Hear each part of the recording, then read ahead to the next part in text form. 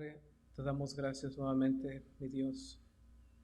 Espíritu Santo, este lugar es tuyo, este tiempo es tuyo, Señor, te pertenece. Padre, quiero pedirte que en esta tarde tú estés interpretando las Escrituras, Señor. Como siempre, Padre, yo no tengo nada que ofrecer, sino lo que tú quieras ofrecer a tus hijos, Señor. Padre, te pido que nos hables en esta tarde, que tu palabra, Padre, pueda traer fortaleza a nosotros, a nuestra fe, Señor, que nos mantenga de pie, Padre. Te damos gracias. Espíritu Santo, toma control en el nombre de Jesús. Amén. Estamos hablando de Jesucristo el día de su arresto. De eso trata el capítulo 18, ¿verdad? Habían preparado la Pascua, ¿verdad? Y estaban en el aposento alto, que es donde tuvieron la última cena. Después de haber tenido la última cena, Jesucristo se pone de pie, ¿verdad? Y empieza a hacer una oración, ¿verdad? Conforme al libro de Levítico y de Deuteronomio, que se llama la oración sacerdotal, ¿verdad?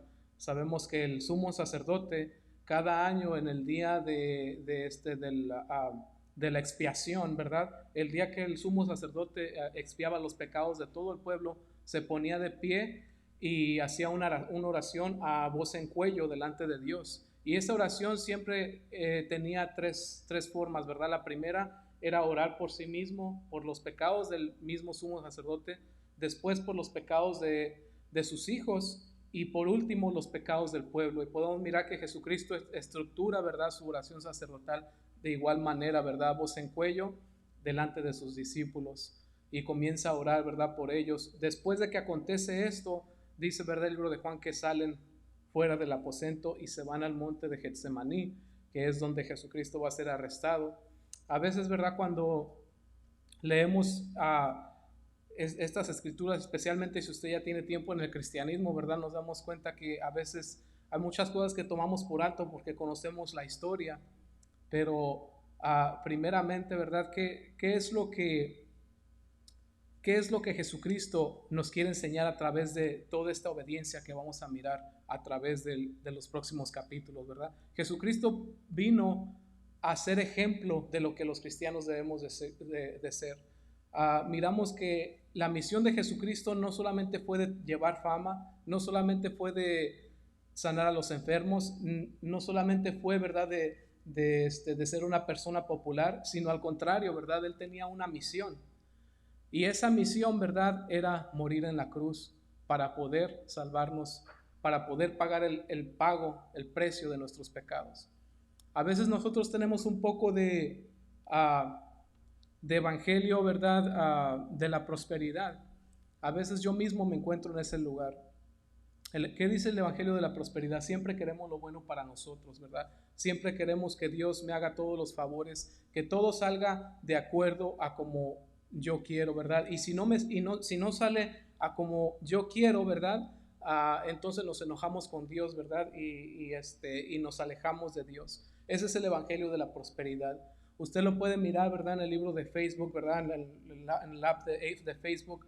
Todas las personas que hablan de Dios, ¿verdad?, te dicen algo bonito de Dios. Dios te va a levantar, Dios te va a cuidar, Dios te va a dar millones y pones aquí amén, ¿verdad? Y todas esas cosas, y todo eso a veces no es el plan de Dios. No que Dios no te quiera bendecir, Dios te va a bendecir, pero ¿qué es lo que dice la palabra? Que primeramente busquemos el reino de Dios. ¿Cuál fue la misión de Cristo? La misión de Cristo era de entregar su vida, ¿verdad?, por los pecadores. Esa fue su misión y era una misión que no era fácil. ¿Por qué? Porque dice el libro de Filipenses que él, siendo en forma de Dios, ¿verdad?, dejó esa hechura de Dios y tomó forma de hombre para venir a pagar, ¿verdad?, el precio de nosotros. A veces a nosotros, ¿verdad?, no miramos a fondo lo que costó que alguien que tiene la naturaleza de Dios, porque Jesucristo a todo tiempo tuvo la naturaleza de Dios, es por eso que podía hacer milagros, pero no se envanecía en el poder de ser Dios, sino que tomó la posición de un ser humano, y no solamente cualquier ser humano, sino hasta de un siervo. ¿Recuerdan? La última cena estuvo lavando los pies a los discípulos. Vamos a suponer que Dios le llama a usted para que le sirva, y usted tiene en su cuenta bancaria $3,000, y le dice Dios, vas a tener que invertir esos $3,000 para la obra, porque se van a requerir bocinas si quieres alcanzar el reino de Dios. 2 o 3 discípulos quizá ya se hubieran echado para atrás. Vamos a suponer que usted tiene más capacidades y que Dios le hubiera dicho, ¿sabes qué? Se requiere rentar un local o se requiere comprar un local, vas a tener que endeudarte o vas a tener que, vamos a suponer que eres una persona que puede, ¿verdad? Vas a tener que dar $1,000,000 si los tienes, vamos suponiendo que los tienes, para que hagas la obra de Dios. Yo creo que muchos de nosotros, ¿verdad? No la pensáramos. Yo creo que de 10,000 para arriba ya no la pensáramos. Jesucristo no tenía $10,000 ni tenía $1,000,000, tenía el trono de Dios. Era el creador del mundo y se despojó de todo eso para venir a hacer la voluntad del Padre. Dice el libro de Filipenses, ¿verdad? Que no se afanó a la posición que tenía cerca del Padre. Dice el verso 1, habiendo dicho Jesús estas cosas, salió con sus discípulos al otro lado del torrente de Cedrón, donde había un huerto, en el cual entró con sus discípulos y también Judas, el que le entregaba. Conocía aquel lugar porque muchas veces Jesús se había reunido ahí con sus discípulos. Judas, pues, tomando una compañía de soldados y alguaciles de los principales sacerdotes y de los fariseos, fue allí con linternas, antorchas y con armas.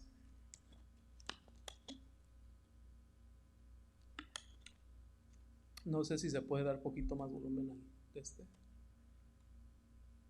A lo mejor sí se oye, pero siento aquí como que me estoy forzando. Sí, está bien. Dice, ¿verdad? Que salieron al monte de Getsemaní, ¿verdad? Ahí dice el huerto de Quindrón, el libro de Lucas dice Getsemaní y los otros evangelios, ¿verdad? Y dice que fue Judas y trajo con él una compañía de soldados y alguaciles. La palabra esa, ¿verdad? Es una compañía, en inglés es cohort, y que quiere decir, ¿verdad? De 200 para arriba soldados. ¿Por qué Judas fue por tantos soldados para entregar a Jesucristo? En primer lugar, había 12 hombres. Los soldados no sabían, ¿verdad?, si iban a poner resistencia. Era necesario que llevaran armas. Dice que llevaban armas, ¿verdad?, cuando llegaron al monte de Getsemaní. Jesucristo fue allí porque sabía, ¿verdad?, que Judas iba a entregarle y le iba a entregar, ¿verdad?, en un lugar donde obviamente él supiera. Dice que tomaron linternas, ¿verdad?, y antorchas. En aquel entonces no había, ¿verdad?, luces en los postes. Entonces Jesucristo con mucho anticipo pudo haber visto desde el Monte de los Olivos que se acercaba una gran multitud a arrestarle, que sería muy difícil encontrarlo a la luz de la luna. Pero él no se escondió, él se mantuvo ahí y esperó a que llegaran los soldados por él. Dice,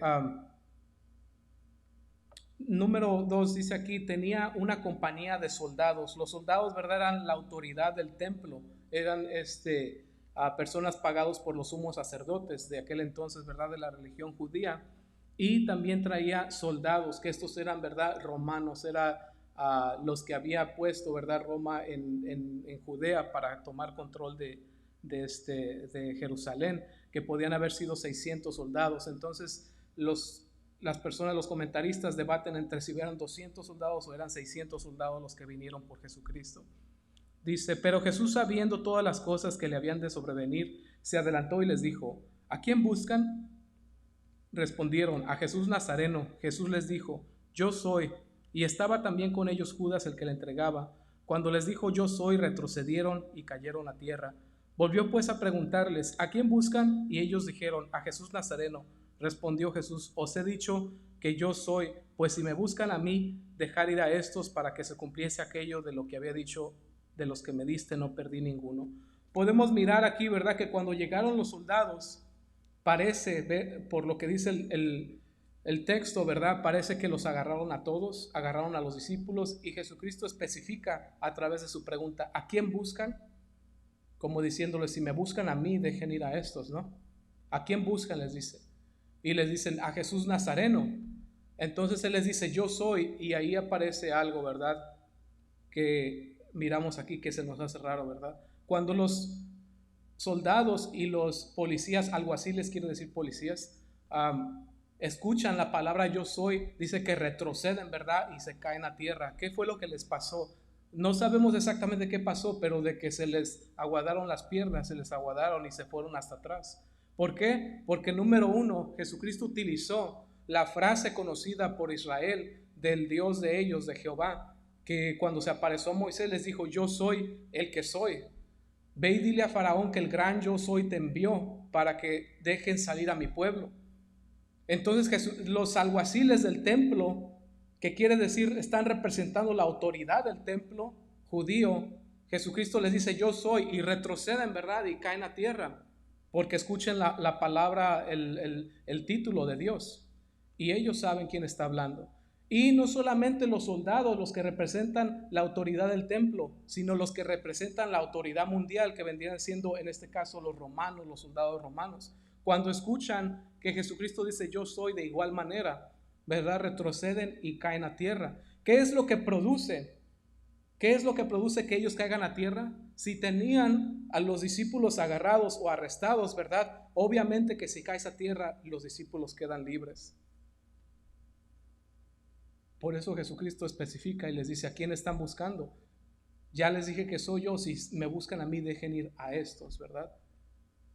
Entonces ahí podemos mirar que Jesucristo, nadie se llevó a Jesucristo porque pudieron prenderle, sino porque Jesucristo voluntariamente se ofreció, como lo dijo en muchas otras ocasiones.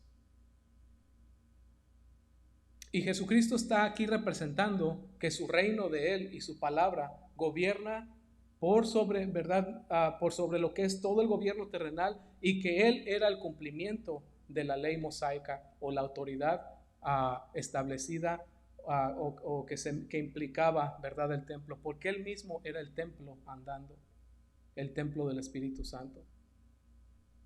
Otra de las cosas, ¿verdad?, por la cual Jesucristo dejó que le tomaran, que le arrestaran, y por qué Él hizo eso, les dio a entender, ¿verdad?, al decir yo soy, el título de Jehová, el creador del universo, y ellos retroceden y caen, ¿verdad?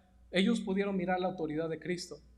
En el Antiguo Testamento, la presencia de Dios habitaba en un arca, ¿verdad? Un arca, ¿verdad?, era un utensilio que hicieron, no sé, ¿verdad?, lo pintan como más o menos del tamaño de este púlpito. Y dentro de ese utensilio, ¿verdad?, estaba la vara de Moisés, y estaban el Urim y el Tumim, que era con lo que consultaban a Jehová. Y no recuerdo qué otra, ¿alguien recuerda qué otra cosa estaba dentro de las tablas de la ley? Y el maná, exacto, que representa, ¿verdad?, mucho simbolismo de todo lo que había dentro de ahí, ¿verdad?, que es la palabra de Dios, el sustento, ¿verdad?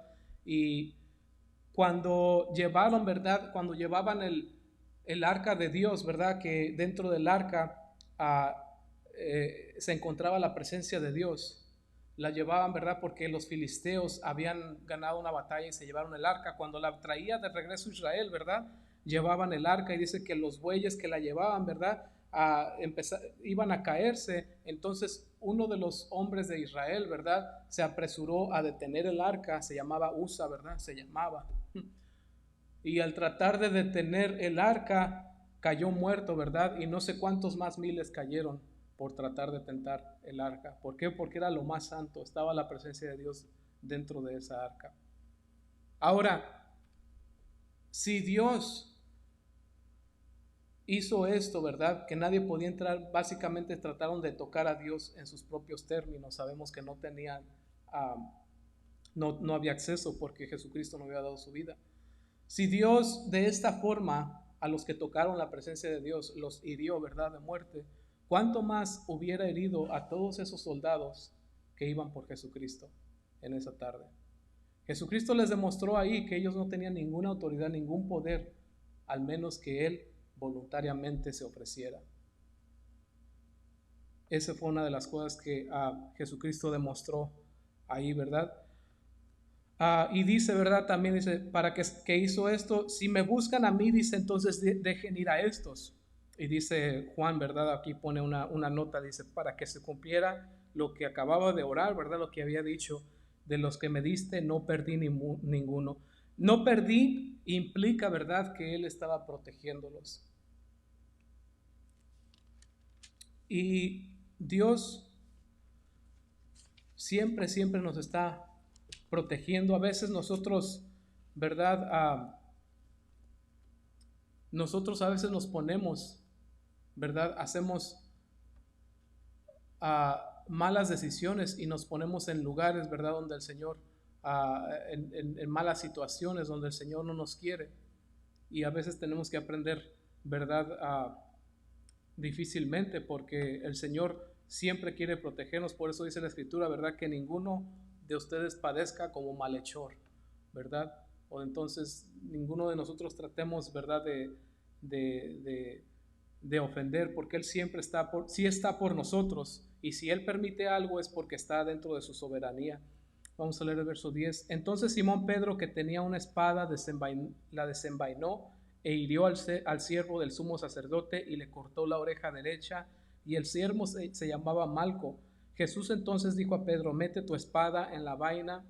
La copa que el Padre me ha dado, ¿no la he de beber? ¿Verdad? Cuando Pedro miró que venían, ¿verdad?, todos estos soldados y venían armados, ¿verdad? Es posible que Pedro haya pensado, ¿verdad?, que ahí yo creo todos quizás iba a morir o no sé, ¿verdad?, al mirar las espadas. Entonces a lo mejor prefirió, ¿verdad?, llevarse unos 2 que 3 si también iba a padecer él, ¿verdad? O no sabemos lo que en realidad Pedro estaba pensando. La palabra espada, ¿verdad?, que utiliza aquí es una palabra, ¿verdad?, que quiere decir espada, pero la palabra espada romana, ¿verdad?, es diferente a esta que usa aquí, o sea que se refiere a una espada un poco más grande que un cuchillo, podría haber sido una daga. Sabemos que antes del día anterior, ¿verdad?, le dijo Jesucristo que a él y a otro discípulo que prepararan la Pascua. Entonces ellos acababan de degollar a un corderito. Estas mismas 2 espadas, ¿verdad? Esta misma espada que trae Pedro es la misma que habla el libro de Lucas, ¿verdad? Cuando Jesucristo le dice: vámonos ya de aquí. Ahora les voy a decir que que el que no tenga bolsa, que agarre, ¿verdad? Que el que no tenga espada, que compre. Y dicen los discípulos: aquí tenemos 2 espadas. Esas espadas se refiere, ¿verdad? Es la misma palabra que quiere decir dagas, que son puñales, ¿verdad?, como para matar animalitos. Esos son la que traía Pedro, y dice que le cortó, ¿verdad?, la oreja al siervo, y le dijo Jesucristo: mete a la espada en la vaina, y le dice: la copa que el Padre me ha dado, no la he de beber. A esto se refiere Jesucristo, ¿verdad?, a la misión que el Padre le dio, ¿verdad?, que era de ir a la cruz por nosotros. Y dice, ¿verdad?, ¿acaso no la voy a tomar? Y en esto a veces hay mucho que aprender de esto, porque a veces cuando nuestra vida, ¿verdad?, no es como nosotros la planeamos, ¿verdad?, que Dios pone algo dentro de nosotros sobre lo cual, en nuestra vida, ¿verdad?, sobre lo cual nosotros no tenemos control. Si Dios puso algo en tu vida sobre lo cual no tienes control y no estás feliz con eso, ¿verdad?, a veces es algo que Dios puso ahí para que aprendamos algo, y a veces no sabemos en realidad. Jesucristo, ¿verdad?, estaba dispuesto a tomar esa copa que le había dado el Padre. Dice el verso 12: entonces la compañía de soldados, el tribuno y los alguaciles de los judíos prendieron a Jesús y le ataron y le llevaron primeramente a Anás, porque era suegro de Caifás, que era sumo sacerdote aquel año. Era Caifás el que había dado consejo a los judíos de que convenía que un solo hombre muriese por el pueblo. Dice, ¿verdad?, que lo llevaron. Había 2 sumos sacerdotes ese año, ¿verdad? Uno había sido puesto por Roma, que no tenían nada que ver, ¿verdad? Y el otro, ¿verdad?, que era Caifás, era el que había profetizado sin darse cuenta, ¿verdad?, en su propio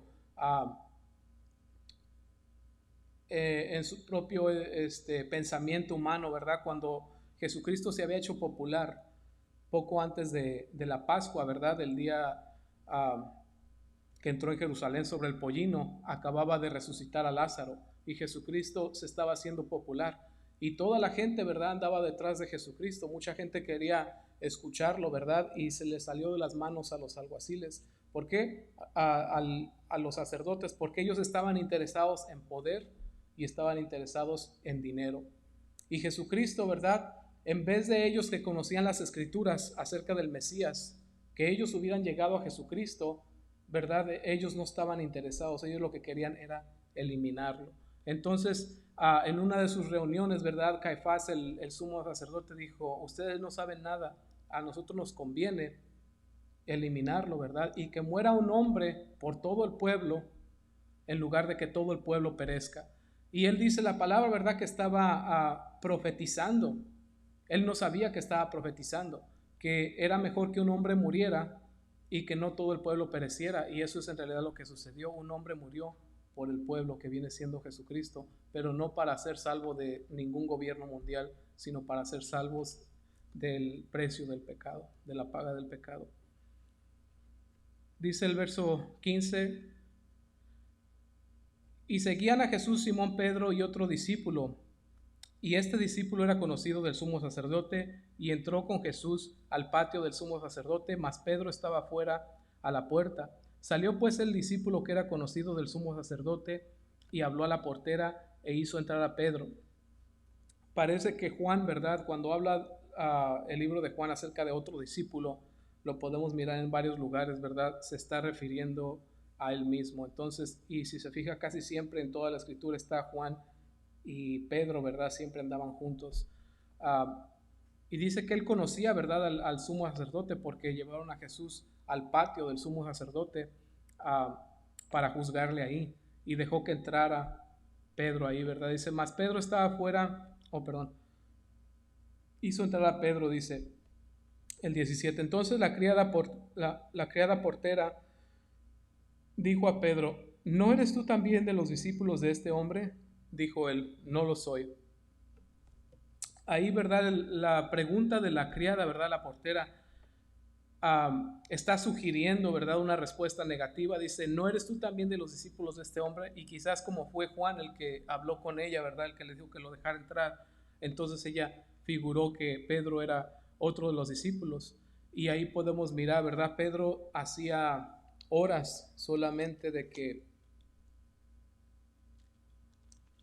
le había dicho al Señor, ¿verdad?, que él estaba dispuesto a ir a la cárcel por él, que él estaba dispuesto a dar su vida por él, que no le iba a pasar nada. Y aquí podemos mirar, ¿verdad?, que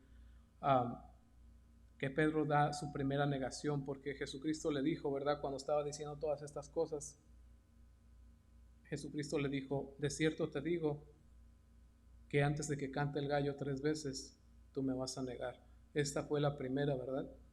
A veces somos duros con Pedro porque le negó, pero no estamos ahí, ¿verdad? Él estaba entrando a un patio, ¿verdad?, de una persona muy poderosa, lleno de soldados y de policías, ¿verdad?, con armas que lo podían matar en cualquier momento. Y le preguntan, ¿verdad?, que si él es también de los discípulos de la persona que están juzgando aquí. Y él se echa para atrás, ¿verdad?, y dice: no, no sé de qué me estás hablando. Y a veces nosotros somos duros con él, pero a veces nosotros por menos le negamos. A veces hasta por vergüenza, que no deberíamos de tener vergüenza de nuestro Dios. A veces estamos delante de gente, ¿verdad?, que no conoce a Dios, o que tiene una alta posición, o que pueden, ¿verdad?, o que personas respetadas, y si alguien te pregunta: oh, ¿cómo estuvo la iglesia?, ¿verdad? Y a veces se quiere uno avergonzar y negar al Señor, ¿verdad? Y somos duros, porque nosotros no estamos en un caso debido de muerte. Pedro sí estaba en un caso debido de muerte. Y le dice, ¿verdad? Le dice: no lo soy. Dice: y estaban en pie los siervos y los alguaciles que habían encendido un fuego, porque hacía frío, y se calentaban, y también con ellos estaba Pedro en pie calentándose. Entonces Pedro entró, ¿verdad? Y yo pienso que ni cuenta se dio, hasta después recolectó, ¿verdad? Llega y se empieza a calentar ahí, ¿verdad? Dice: y el sumo sacerdote preguntó a Jesús acerca de sus discípulos y de su doctrina. Entonces llega, ¿verdad?, y el sumo sacerdote, el que supuestamente sabe las escrituras, llega y le pregunta la doctrina. Jesús le respondió: yo públicamente he hablado al mundo, siempre he enseñado en la sinagoga y en el templo donde se reúnen todos los judíos, y nada he hablado en oculto. ¿Por qué me preguntas a mí? Pregunta, pregunta a los que me han oído, a que les haya hablado, y aquí ellos saben lo que yo he dicho. Cuando Jesús hubo dicho esto, uno de los alguaciles que estaba allí le dio una bofetada diciendo: ¿así respondes al sumo sacerdote? Entonces llega el sacerdote, ¿verdad? Y solamente haciéndose hipócrita ahí, porque bien sabía quién era Jesucristo. Y les pregunta, ¿verdad? Como que él estaba así, como si Jesús hubiera hecho algo malo. Y le dice: hey, ¿cuál es esta doctrina que tú traes? Como que es algo ajeno a lo que dicen las escrituras, porque él conoce las escrituras, dando a entender: oye, yo no sé de qué es esto que hablas tú, porque yo conozco las escrituras. Y Jesús les dice: yo nunca me he estado escondiendo de nadie. Yo siempre he hablado en frente de las personas. Pregúntale a cualquiera, porque el testimonio, dice la escritura, de dos o tres, ¿verdad? Es válido. Y eso es lo que Jesucristo quería, que alguien más diera el testimonio de él. Y otra persona de los que estaban ahí, ¿verdad? Dice que lo abofeteó. Le dio una bofetada, ¿verdad? Es lo que ellos querían hacer. Y le dice, ¿verdad? ¿Así respondes al sumo sacerdote?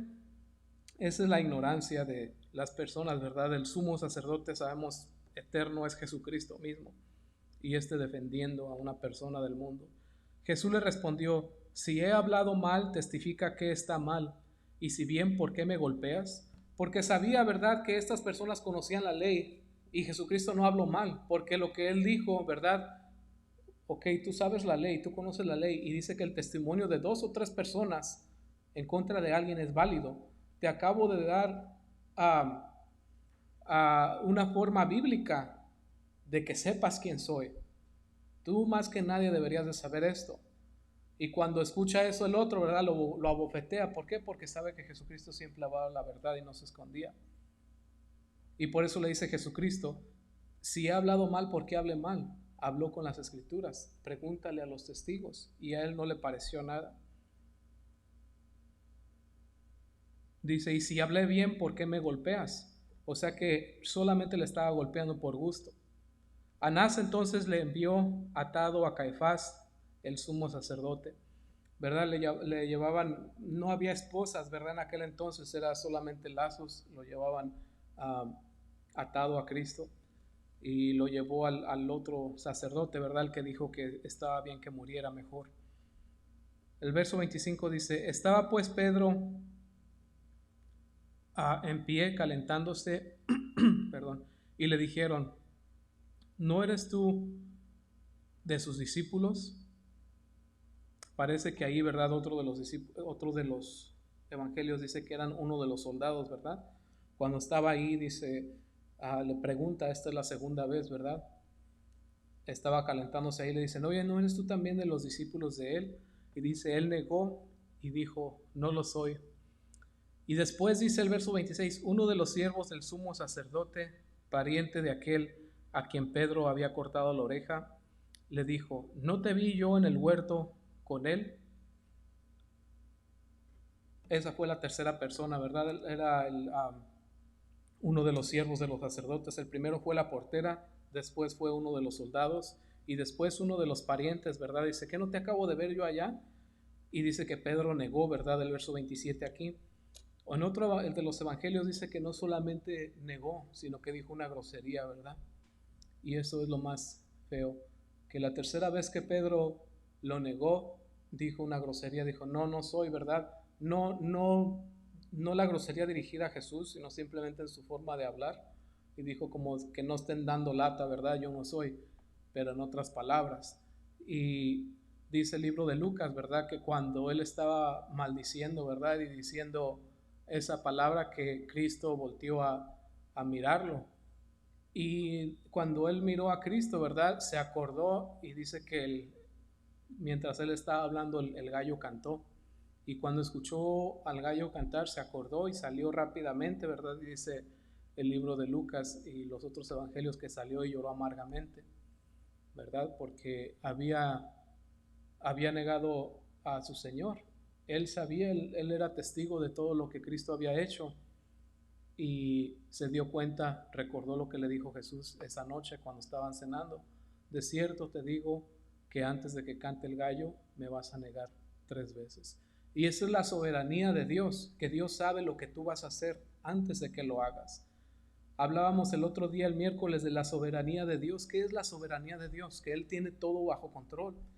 Lo tiene bajo control sin quitarte tu libre albedrío. Nosotros pensaríamos que no tenemos libre albedrío, sí lo tenemos, pero Dios ya sabe lo que tú vas a escoger desde antes de que lo escojas. Y Dios inclusive utiliza a veces hasta nuestras malas acciones y las torna para un bien. Como por ejemplo la profecía de Caifás, ¿verdad? Que dijo que era mejor que muriera un hombre por el pueblo y no sabía que estaba profetizando que iba a morir un hombre, pero por los pecados del pueblo. Y eso es que Dios ya sabe lo que tú vas a hacer. Por ejemplo, ¿verdad? Cuando los hermanos de José en el Antiguo Testamento lo vendieron, ¿verdad? En esclavitud. Cuando José subió de puesto, ¿verdad? Les dijo, ustedes intentaron un mal para mí, pero Dios lo cambió para un bien. Dios utilizó, ¿verdad? La terquedad de Faraón para demostrar sus maravillas a todo el mundo, para que quedara escrito lo que él hizo. ¿Y qué es lo que creemos de la soberanía de Dios? Que Dios sabe con exactitud y ha calibrado todas las cosas desde antes de la fundación del mundo. Y Él sabe si tú vives hasta los 65 años y si vas a dar vuelta a la izquierda en la main o vuelta a la derecha de aquí a que tengas 65 años. Ella lo sabe desde antes de la fundación del mundo. Tanto así que dice el salmista, ¿verdad? Que tú ya conoces la palabra antes de que esté en mi boca. Tú ya conoces mis pensamientos. Dice, tú ya me conocías desde que antes que estuviera en el estómago de mi mamá. Dice, ¿verdad? Que cuando se formó el feto dentro del vientre de su madre, dice, las cosas que yo hice en mi vida ya estaban escritas en tu libro. Lo que yo iba a hacer a mis 5 años, a mis 10, a mis 25, ya lo tenías tú escrito. Ya sabías con exactitud lo que yo iba a hacer. Dice, y tal conocimiento y tal sabiduría me tiene maravillado. Eso es lo que dice el Salmo. Esa es la soberanía de Dios, que Él sabe lo que nosotros vamos a hacer. Y una de las cosas que Dios te ha escogido a ti para que seas su discípulo, para que lo sigas, te ha dado un llamamiento desde antes de la fundación del mundo. Te ha dado uno de los más altos llamamientos, que es para que le sirvas. Y teniendo un Dios soberano sobre ti, eso te garantiza toda su protección, al menos que Él tenga un plan que al momento no se mire como un buen plan para nosotros.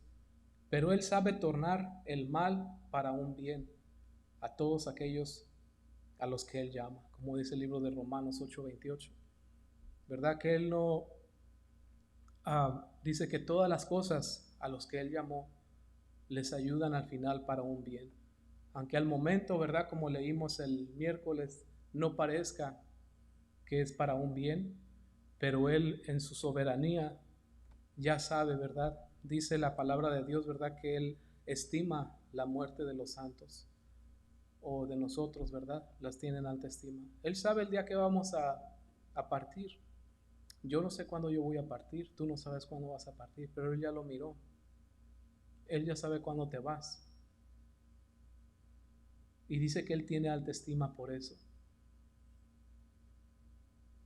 Esa es la soberanía de Dios. Y esto es lo mismo, ¿verdad? Ese es el control que tenía Jesucristo, el dominio que Él tenía, ¿verdad? Estando y yendo a la cruz, ¿verdad? Tenía su mirada en la misión, en las cosas de arriba, no en las cosas de la tierra. Dice el libro de Timoteo, ¿verdad? Que ninguno que milita se enreda en los negocios de la vida, con tal, dice, de agradar a aquel que lo tomó como soldado, tipificando que cuando Dios te llama a ti, Eres un soldado para Él, eres una persona que Él escogió para salvar a la humanidad, para salvar a los demás, para testificar de Jesucristo. Y cuando nosotros nos envolvemos en los negocios de la vida, ¿verdad? Podemos perder ese enfoque. Hasta ahí voy a llegar el día de hoy. Después continuamos. Vamos a orar y voy a tocar un canto más. Padre bendito, te damos gracias, Señor, por tu palabra en esta tarde. Señor, enséñanos a confiar en ti de tal forma, Señor, a creer en ti de tal forma que estemos confiados, Padre, en lo que venga a nuestra vida. Padre, enséñanos a tener la mirada en las cosas de arriba, Señor, la mirada en ti, Padre, sabiendo que tú tienes todo bajo control, sabiendo que en tu soberanía nos has escogido, Señor, y que nos has dado una misión, Padre. Padre, te pido por nuestras necesidades, Señor, que a veces nos hacen mirar hacia otros lados. Te pedimos que tú supla nuestra necesidad, Padre. Tu palabra dice que tú sabes de las cosas que tenemos necesidad y que si nosotros sabemos dar buenas dádivas a nuestros hijos siendo malos, cuánto más tú nos darás el Espíritu Santo, Señor. Y todo por cuanto no has rehusado ni siquiera a tu propio Hijo, Señor. Tu palabra también dice, ¿cómo no nos darás juntamente con Él todas las cosas? Padre, te pedimos que tú continúes guiando nuestra vida, continúes dándonos crecimiento, Señor, y que tú nos sigas hablando a través de esta semana, Señor, que bendigas a mis hermanos, te pido, y que supla, Señor, las necesidades en cada uno de ellos, Padre, en sus vidas. En el nombre de Jesús. Amén.